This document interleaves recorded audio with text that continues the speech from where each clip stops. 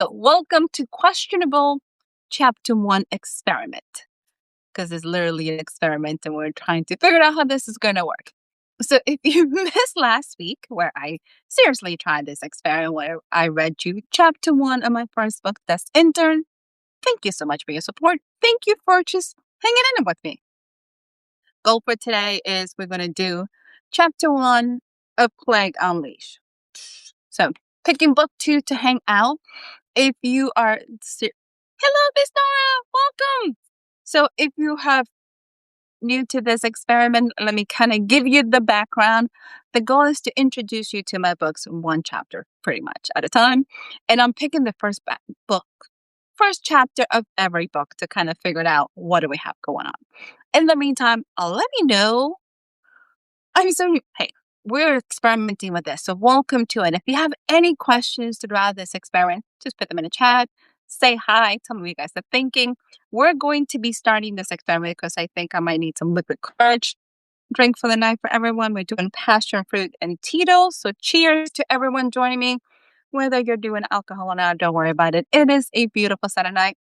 If you happen to be anywhere in Texas, somehow we have managed to skip spring and go directly to summer because it's 91 degrees outside. So kind of like welcome to massive weather change.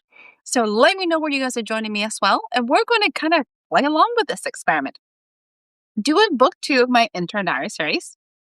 It is, margaritas is perfect, Miss Nora. Join me because, hey, tequila, margaritas, let's do the thing. I got Tito's, some vodka with this passion fruit. It'll be amazing. We'll have a blast. I promise. So urban fantasy, I kind of introduced last week, book 2. So the goal when I started writing the series was kind of, what do the horsemen do when they're literally waiting for the apocalypse? So that's kind of, so Death has an intern. The question came back, why does Death need an intern? What is this intern supposed to do?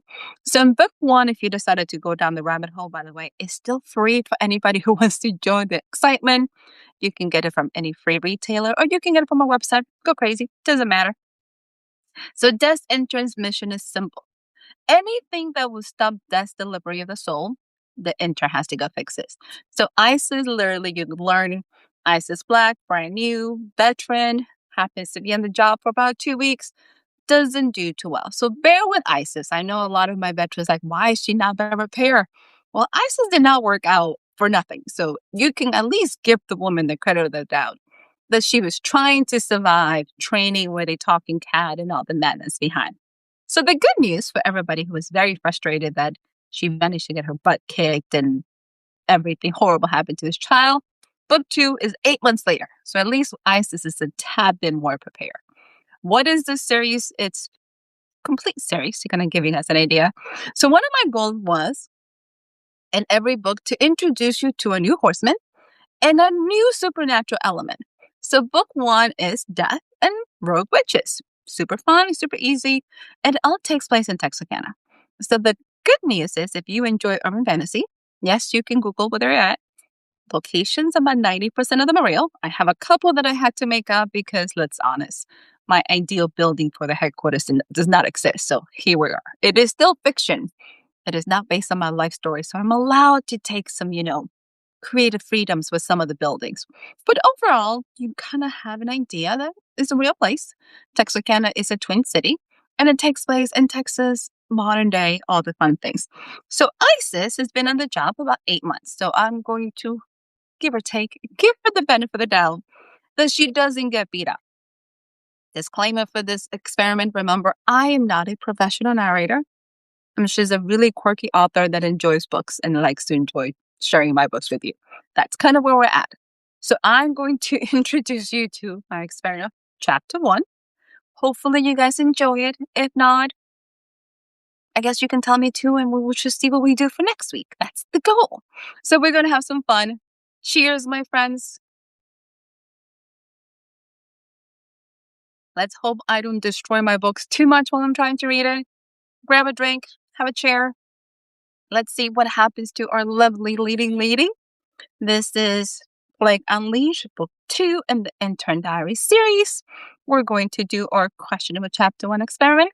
In this book, because I really enjoy dedications. Why not? For all the people who still believe dreams can come true, this book, my friend, is for you because I still believe dreams come true all the time. So, chapter one. According to some studies, people have more heart attacks and strokes on Mondays than any other day of the week. It seems that Monday morning blues are truly dangerous for your health. I agree with that sentiment, at least today.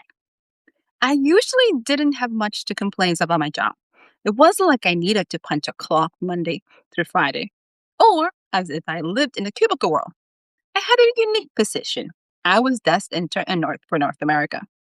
I might need to explain that a bit, since it sounds like I'm an assassin or a mercenary of some kind. We, myself and the other interns, are not allowed to kill. So, in case you guys, I don't think I told you, we're doing zombies in this book. So when I wrote the book, I was very specific that my zombie is supposed to be really tame. I also don't think I write horror. I have lots of horror elements, so that's kind of next disclaimer.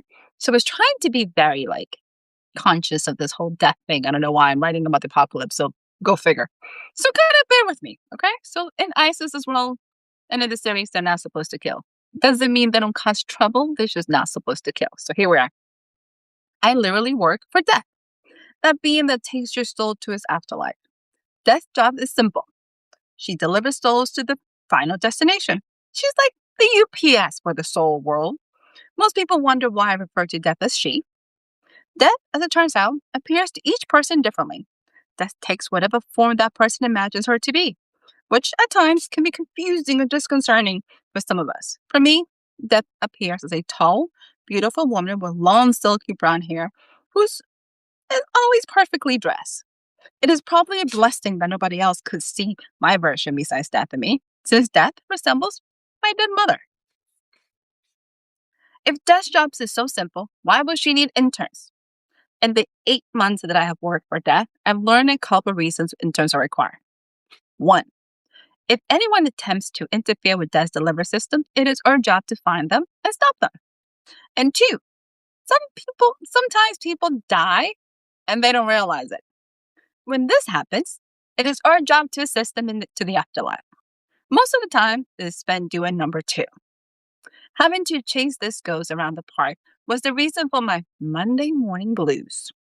Here it was, Isis Black, running laps at Spring Lake Park in Texarkana, chasing the soul of a track and field runner who didn't know he was dead. Did I mention it was 6:30 in the morning? I was having flashbacks of being in the army. On most occasions, I am attractive, or at least exotic looking, with long black hair, a mocha complexion, and about 5 feet 9 inches tall. This morning, I was a hot mess. Spring Lake Park had a trail around the park that claimed to be 1.75 miles. Summer started early in Texas, and for late May, the temperature was quickly rising. My long hair was stuck to my head, and I was pouring sweat. By the way, I don't have long hair, but I'm completely relate to ISIS's master plan. This is 91 degrees, and it's not even April. So, welcome to Texas, everyone. Here we are. Now this is how I feel. Just a horrible side note. Oh, and I do have a whole bunch of side notes, so just kind of bear with me. This is why you're supposed to be drinking, so that way you're not totally traumatized with my side notes. So, let's try this. ISIS, this is his fourth lap. You better hurry, Bob shouted at me. He was sitting at the tailgate of his truck. The peace with our boss, Death. If I weren't mistaken, they were drinking coffee while I ran them like a maniac behind the ghost. Thanks for pointing it out, I yelled back, slightly out of breath. Bob had parked by the baseball fields near the doggy park area. The park had different sections, and this side had an entrance on the Summers Road parallel to Interstate 30. 30 made it easy to get to many places in Texarkana. If you can talk, you're not running fast enough. I heard him yell at me from behind. I considered giving him a sign with my finger, but remembered Death was there.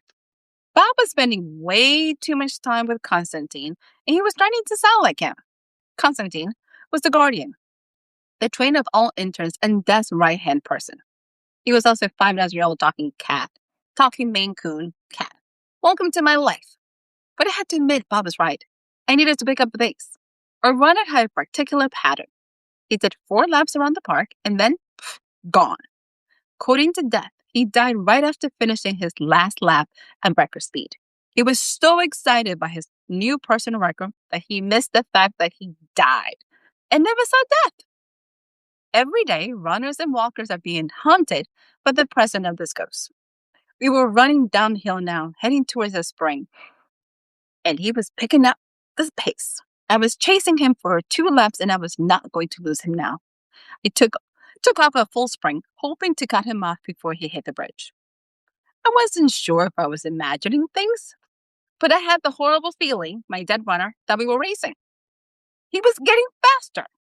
I was so busy trying to catch up that I failed to see the flock of geese coming at me. I wasn't sure if it was the geese or the lone duck that did it, but I ended up head first in the water. While the outside temperatures were rising, the water was still freezing. Last fall, the city had cleared the natural spring with debris and dirt, so now the lake was deep in some areas. I was standing in water up to my shoulders. My dear dead runner looked over his shoulder and laughed. Lucky for him, he was already dead. "Stop!" I screamed, as loud as my voice was loud. The ghost stopped. I wasn't sure who was more surprised, me or him. As death entered, we had the power to see and touch the souls of the dead. We were also gifted, I'm still debating that one, with a third eye, the power to see the supernatural world. The gift was a blessing and a curse because sometimes the things you saw were nasty. Could we control the dead? I wasn't sure about that. I dragged myself out of the water and walked over to the soul. Constantine hated when I called them ghosts. "Do I know you? You've been following me for a while. Are you also training?" It wasn't fair. He wasn't even winded. I was hoping that physical laws didn't apply to ghosts, and he was just that extra advantage. "You don't know me, but my boss is here to take you home." I found it was the best to keep it simple and to the point. The first time I tried to retrieve a lost soul, the lady beat me with her purse for 15 minutes in the middle of Los Angeles. I was so surprised I wasn't sent to an insane asylum since nobody else could see what was happening while I was covering myself in ducky like a lunatic. Home? Dear, I live down the street from here. Before he could turn around, I grabbed his arm. The second lesson I learned about retrieving souls was that sooner I touched them, the faster reality clicked.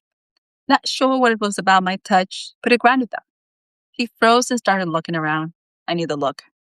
He realized he was dead. I prayed that his afterlife was filled with running paths in the sky. Are you ready? I also learned to keep conversations short.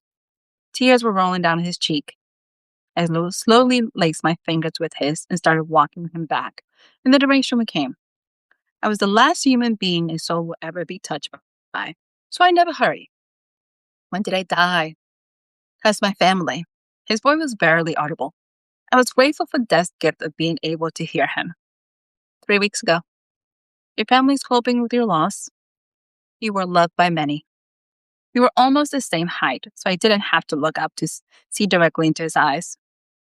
It'll be fine. It's time for you to go home. I squeezed his hand. 3 weeks? What have I been doing all this time? He looked even more lost. Oh, the usual stuff, scaring the hell out of every runner in Texarkana. At that, he laughed. It was a full laugh that reached his eyes. The world felt a little emptier when souls like these were gone. "So, what took you so long to get me?" I could tell he was teasing. I couldn't help but play along. I looked at him, pretending to be highly offended, trying to hide my smile. "Hey now, it took us a while to track your running patterns. It wasn't like you ran at the same time every day. By the time we got here, you were gone." He gave me a devilish grin. I like keeping people on their toes. I glanced up. He looked proud of himself. I should smile. We walked in silence the remaining of the trail. My dad wanted to look around and wonder as if he was seeing everything for the first time. Spring Lake Park had a quaint magic to it. It was in the middle of town. On the Texas side of Texarkana, Texas, Texarkana, Texas had a sister city in the Arkansas side, Texarkana, Arkansas. One street called State Line divides the cities. Maybe it wasn't the most original name for a street, but it worked. For most people being, for most of you from big cities, Texarkana was a small town with nothing to do.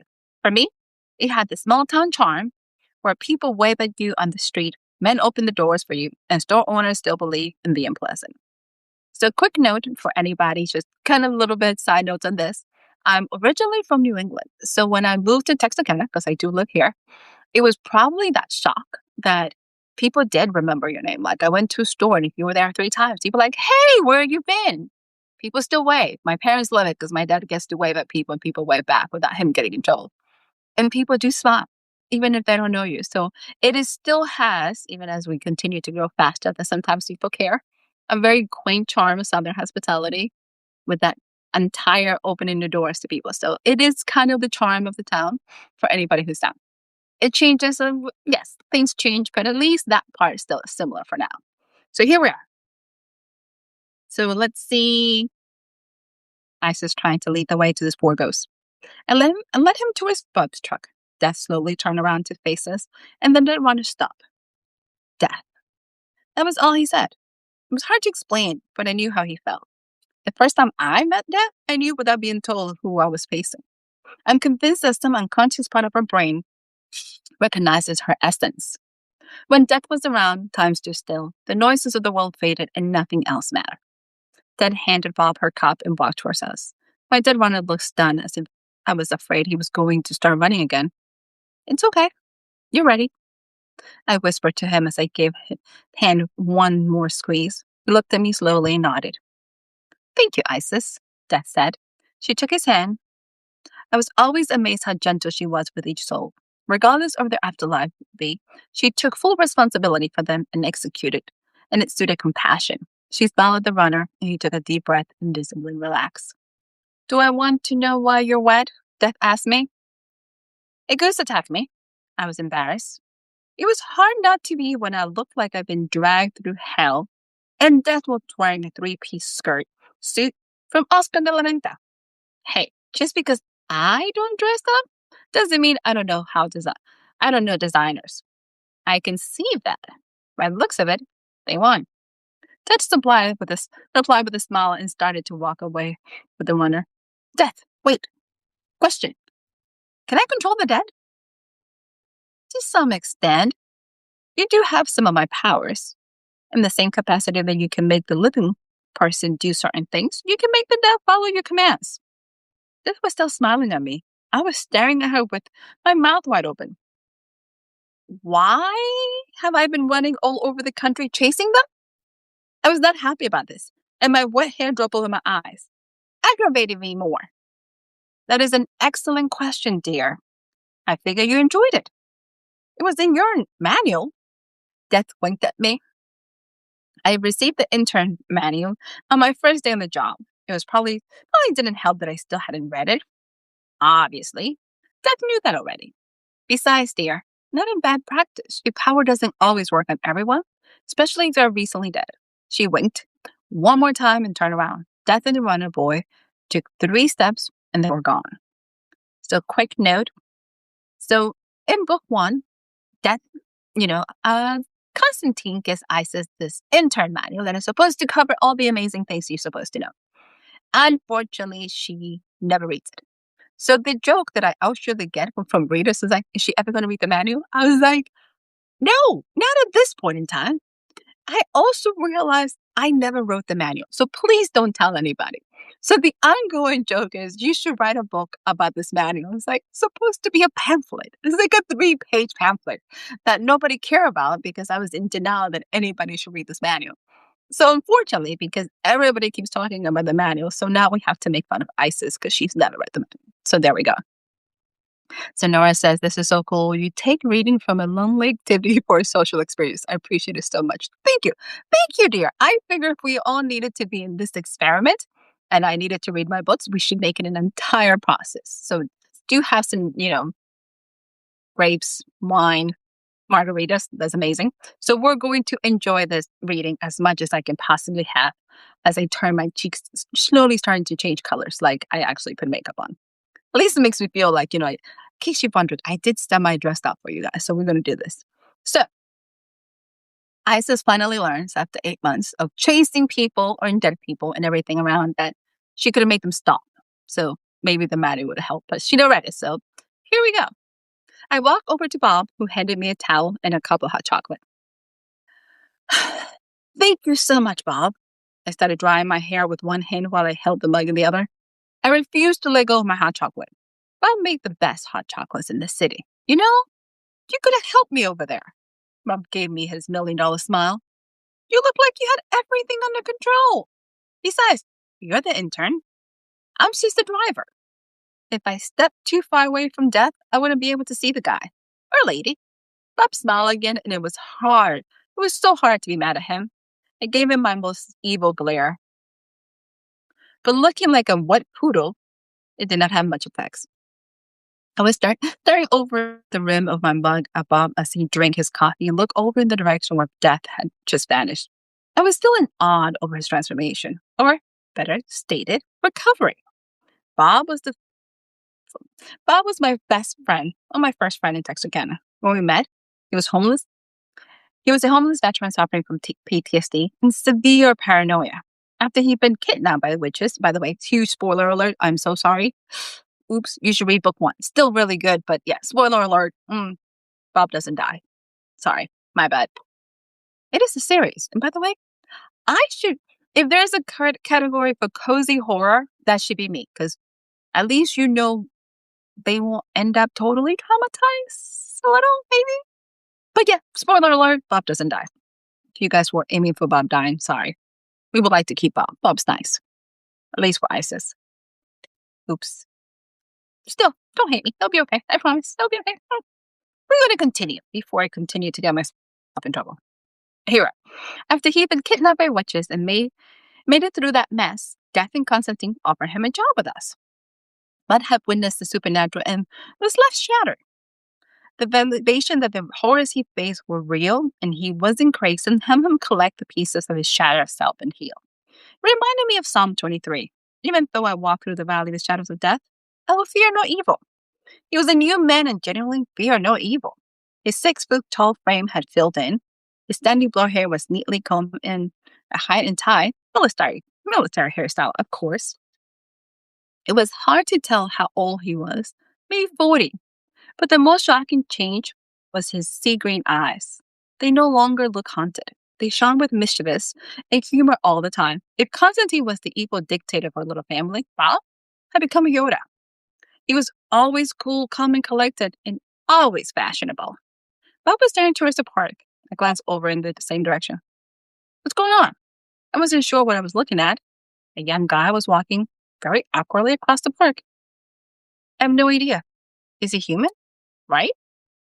I glanced at Bob and then back at the guy. If you can see him, I have a feeling he's alive. Human. That might be questionable. Recently, I found out that just because something looked human didn't make it so. Should we help him? I tried to take a step forward, but Bob stopped me. Before I could complain, the guy grabbed a scroll that happened to be nearby. The man's speed and accuracy was almost inhuman. He took a bite out of the scroll. Oh my God, I gasped. That was a new one for me. Isis, get in the truck, now. Bob pushed me towards the passenger side and then ran to the driver's side. He didn't have to tell me twice. I'm a spook. And I worked for death. Bob started the truck and was backing up even before I managed to close the door. Bob threw the shift into drive faster than a drag racer. I looked out of the back window just in time to see the guy staring at us. Bob, hurry. That was all he needed. We were out of the park in less than 3 seconds and heading towards Reapers. So, question experiment 1. We have officially got to join in Isis's adventures of Book 2 of Plague Unleashed. You have actually got to introduce to death. Again, if you guys haven't read book 1. So one of the fun things about the books is I want to say book 1, 2, and 3, you don't actually have to read in order. If you just enjoy that book, you can pick it up. It'll give you kind of the taste of the series without having to go. So 4 and 5, I would say, yes, you have to pick it up or else you're not going to figure out what is happening. So book 1 and chapter 1 of my questionable choices of life experiment, you got to meet that. You got to meet Isis, who actually is intern, 8 months in the job. She is chasing this poor runner who she realizes she didn't have to do it, and is kind of finally gets the glimpse of zombies. So this is what book 2 is all about. I honestly had a blast writing this book, even though as I want to say, I have to be honest, when I first published this book, it became kind of a learning experience in its own making. And I was so angry about it because everything bad that could possibly happen in the publishing of a book happened with this one, that I think I spent years refusing to acknowledge this book was there. Like it just happened to be play. And I just ignored it. I was just mad at the book. Eventually, finally got over my frustration of how hard it was to publish book 2, and then realized how much fun it is. So, book 2 gets to be introduced to Pestilence. And for everybody who's read it, Pestilence is what I call deliciously evil. And she's meant to be evil. So, I have to tell everybody, yes, you're not supposed to like Pestilence. She is not the nicest one. So every horseman has their own set of interns. I want to say Death is probably my favorite out of all the horsemen because she truly cares. She's probably the only horseman that is trying not to destroy humanity, which is funny because it's Death. The other ones are not. They're very much into their own world. Pestilence is kind of probably the evil one of all. And they have a very strange sibling rivalry. So I had a blast. I'm the oldest of 3, so I got to play with the concept of siblings, and why not? So Death is the oldest, and having all sorts of massive craziness with the siblings is really fun. So in book 2, you get to figure it out. They have zombies in Texarkana that nobody's supposed to talk about, so don't say the Z word. So I adore the book. Took me a while to get to kind of actually enjoy it. So we might do another chapter from this book. Actually might do it just because this is probably one of my favorite ones. Isis is not very good at dating. So this is the book that she finally goes on a date. So I think we might do that next week. I'm gonna actually take a challenge of sending Isis on a date.